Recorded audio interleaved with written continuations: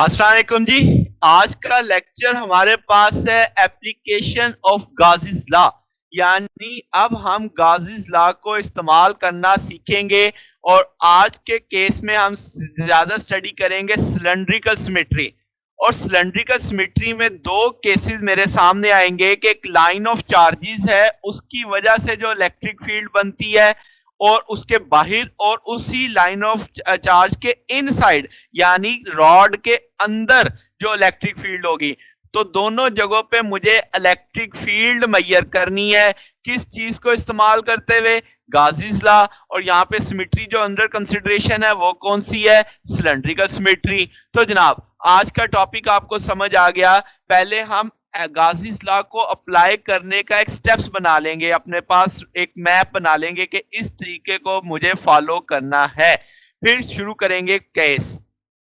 तो सबसे पहले एप्लीकेशन ऑफ गाज़ीज़ लॉ के गाज़ीज़ लॉ को अप्लाई करना है। तो मुद्दा क्या है, क्यों अप्लाई करना है भाई?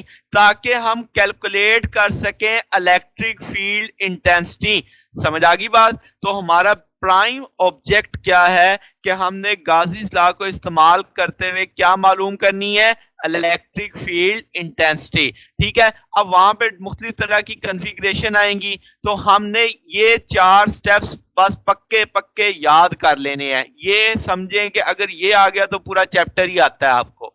वो क्या जनाब कि सबसे पहले आपने एक इमेजिनरी क्लोज सरफेस ड्रा करनी है उस पॉइंट पे जिस पॉइंट पे आप क्या मालूम करना चाहते हैं? इलेक्ट्रिक फील्ड इंटेंसिटी मालूम करना चाहते हैं। समझ आ रही है बात कि आप उस सबसे पहले एक इमेजिनरी सरफेस क्लोज होगी और उस पॉइंट पे होगी जिस पॉइंट पे मुझे क्या चाहिए? इलेक्ट्रिक फील्ड इंटेंसिटी चाहिए। इस क्लोज सरफेस को हम क्या नाम देने वाले हैं? गॉसियन सरफेस का नाम देने वाले हैं। क्लियर? तो स्टेप वन क्या बनानी है? Gaussian surface. कैसी होनी चाहिए? इमेजिनरी। और कैसी होनी चाहिए? क्लोज। और कहां पे होनी चाहिए? उस पॉइंट पे जहां पे हमने क्या मालूम करनी है? Electric field intensity. तो ये तीन बातें अब आपके ज़हन में रहनी चाहिए।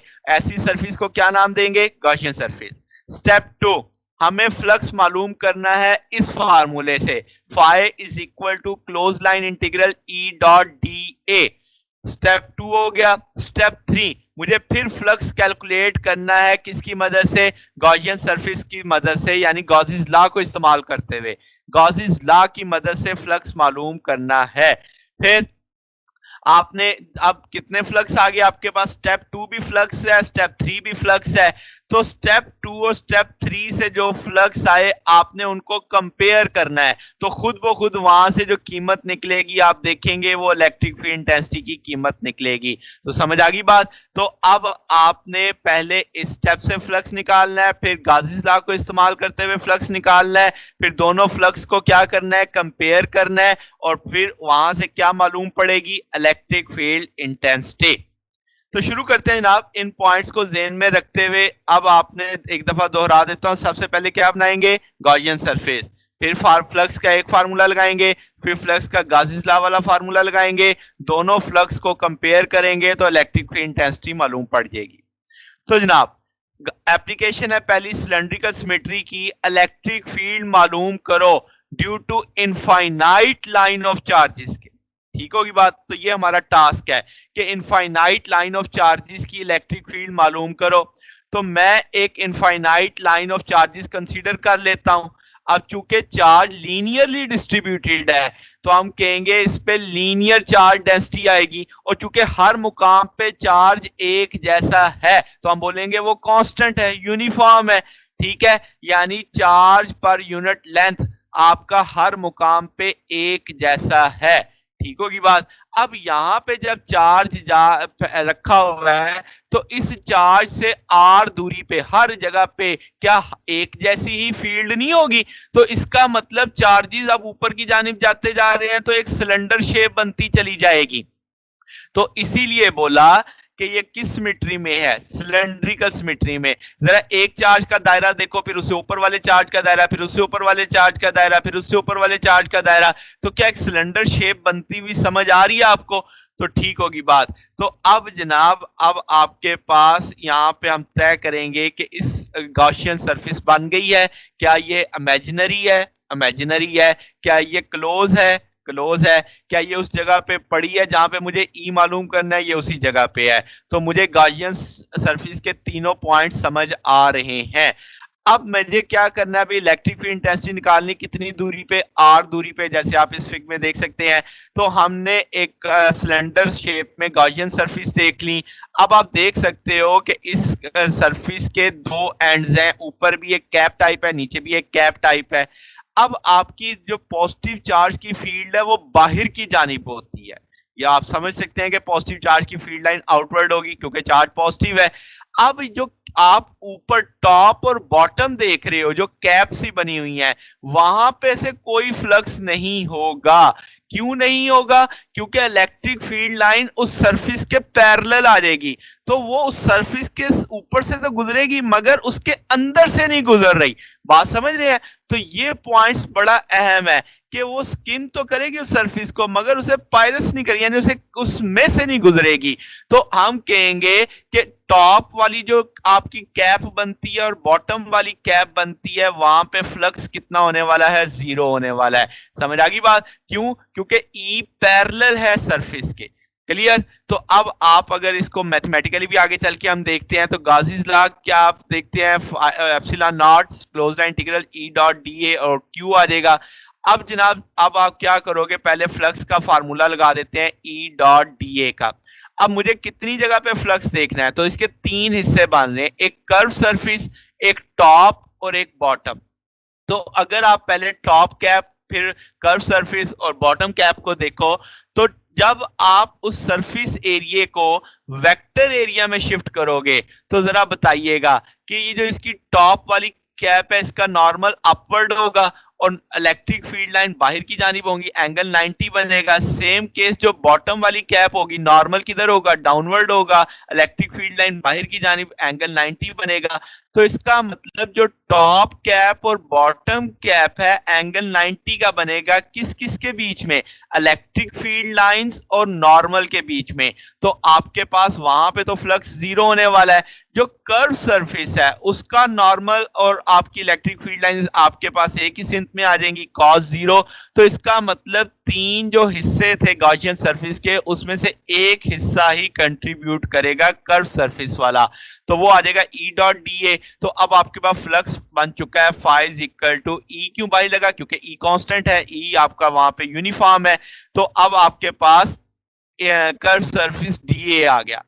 अब अगर आप कर्व सरफेस का एरिया देखना चाहो, सिलेंडर का एरिया, तो आप कहोगे उसकी हाइट h है, सरफेस उसकी 2 पाई आर सर्कमफेरेंस बन जाएगा। तो आप उन दोनों को मल्टीप्लाई करोगे तो 2 पाई आर एच आ जाएगा।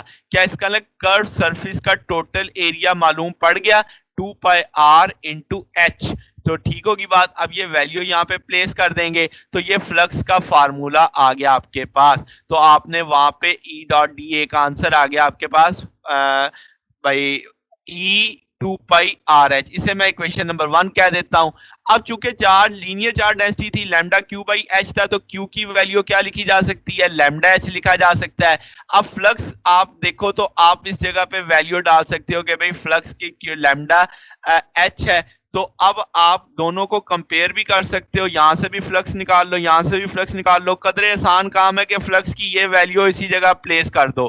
तो जब आप फ्लक्स की वैल्यू प्लेस करोगे, क्यू की वैल्यू प्लेस करोगे, तो यहां से ई मालूम करना है, क्योंकि मेरा टास्क इलेक्ट्रिक फील्ड इंटेंसिटी का है, तो lambda over 2 pi epsilon naught r आ जाएगा।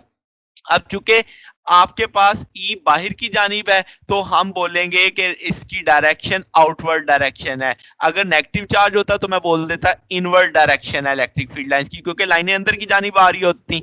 तो आप आर यूनिट वेक्टर से उसकी डायरेक्शन बता दो। आर यूनिट वेक्टर उसी सिंथ में होगा जिस सिंथ में लाइंस जा रही होंगी, इलेक्ट्रिक फील्ड लाइंस या लाइंस ऑफ फोर्स कहते हैं आप उसे।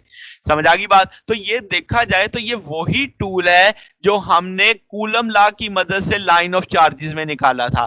तो ये कदरे आसान तरीके से अब हमारे पास आ गया। हमने दो फ्लक्स देखे, एक फ्लक्स आपने सादा ई डॉट ए वाले से देखा, दूसरा फ्लक्स आपने गाजीज लॉ से देखा। दोनों की वैल्यूज प्लेस करके आपने ये वैल्यू निकाल ली। समझ आ गई बात?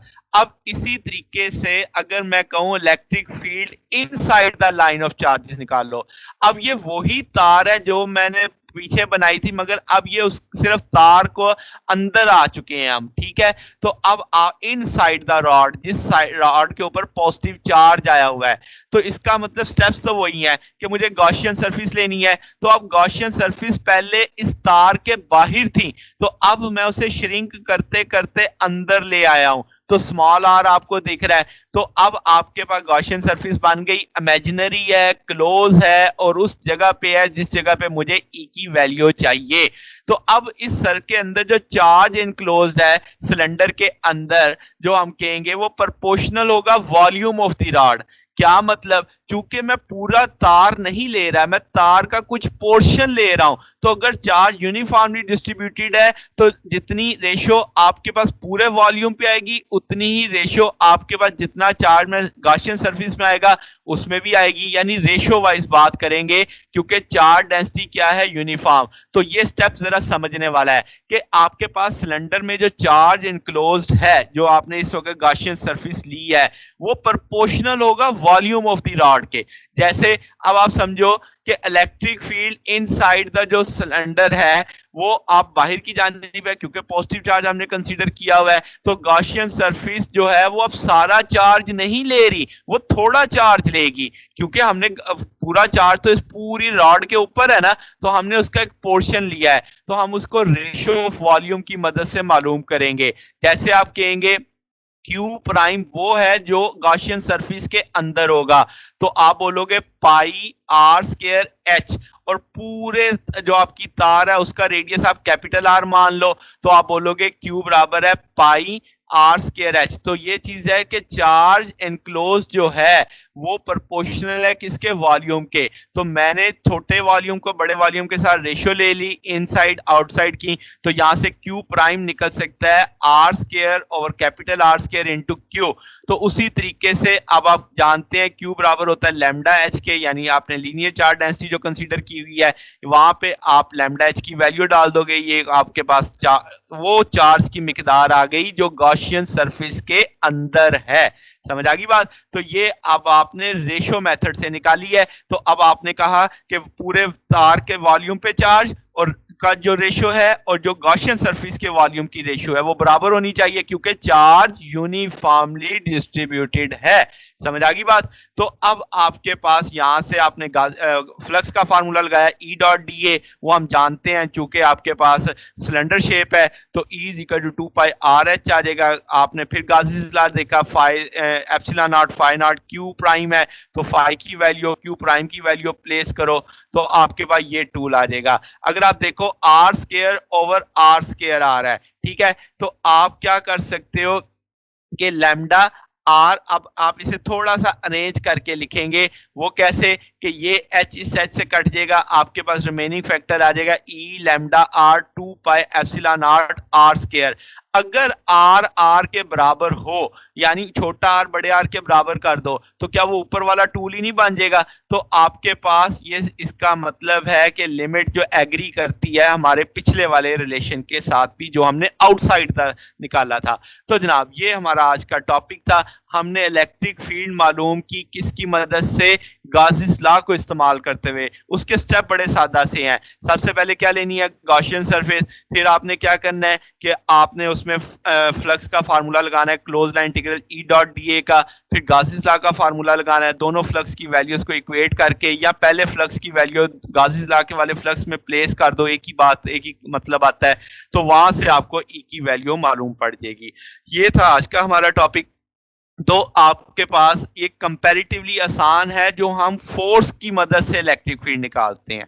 तो आपको इसमें अगर कोई बात, कोई डाउट हो, कोई चीज समझ ना आ रही हो, तो अगर वो पूछना हो तो कमेंट्स में पूछ सकते हैं। वीडियो अच्छी लगी हो तो वीडियो को लाइक कीजिएगा, दोस्तों के साथ शेयर कीजिएगा और चैनल को भी सब्सक्राइब कर दीजिएगा। आज के लिए इतना ही, बाकी इंशाल्लाह फिर नेक्स्ट देखेंगे। ओके, अल्लाह हाफिज।